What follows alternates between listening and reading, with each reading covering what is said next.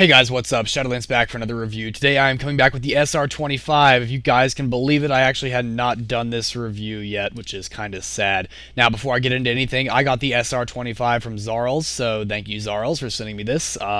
It's expensive. It's a sniper rifle, and as you guys know, I don't like spending GP because I'm a little bit stingy with that. So let's hop right into the review instead of talking about me. So damage of 75 is pretty low, especially for a sniper rifle, but this gun is a very consistent two-shot kill as long as you're not at maximum range shooting at a tanker or a Hauser, in which case it's probably going to be a three-shot kill.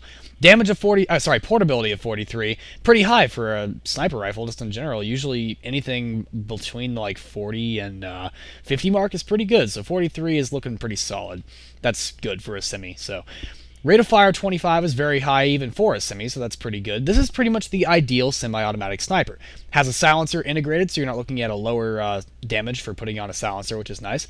Accuracy of 95, like with most semis, the M110 SAS, the other SR-25, and MSG and PSG variants, is a complete lie. The accuracy of 95 is like if you're spraying at full auto, where it's likely to go with the first few shots. So pretty much the first shot's going to be 100% accurate. That's true of almost any semi. So just expect it to be 100 accuracy for your first shot. And if you're using a semi, you really need to try to pick headshots. It's a great gun for doing it because the spread recovery is very fast, particularly on this gun. Much faster than the PSG or the MSG, so that's really, really nice. Recoil of 60 is a little bit on the high side, but in general for sniper rifles, that's a pretty good recoil.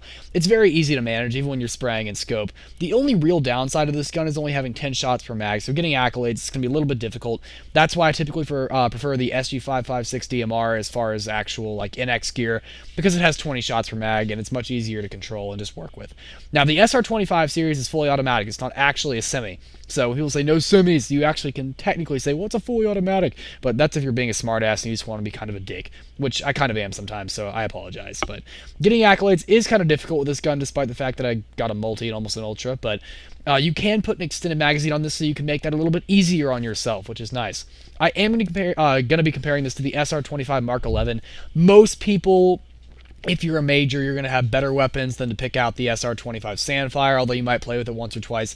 I have a review coming out on that gun soon anyway, so it's not particularly high priority right now. The SR-25 Mark 11 has an ammo capacity 10 of 30. The SR-25 also has 10 of 30, so you're not looking at an increase there. The Mark 11 has a damage of 75, portability of 46, which is 3 points up from the SR-25, which was already a pretty good portability. Rate of fire of 40 is much higher than the 25 on the SR-25. 15-point increase, and that's a massive deal for a semi, so if you're looking at that, it's important.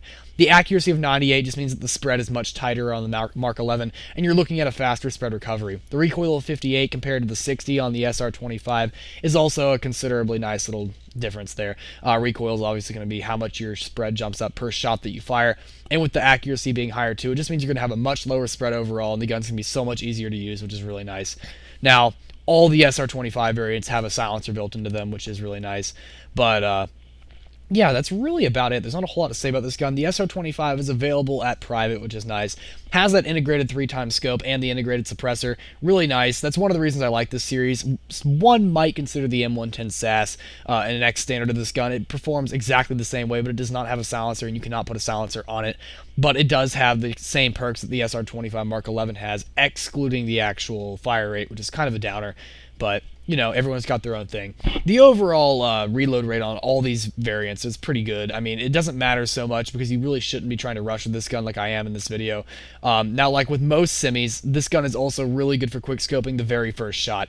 So if you know the person's lit, and you just need to quick scope one shot, and you're very sure you can get it to hit, this is going to do you just fine. Not that I would suggest you do it for just typical gameplay, because it's really going to screw you over in the long run. So be very, very picky about the way you use it. The way I'm doing it right here, where I'm just trying to land one shot at a time, very, very good way to use the gun, and try to get used to that if you're looking to use a SR-25, MSG, PSG. A lot of these fall into that same category. Personally, I prefer the SR-25 to any of the other variants, like I said before.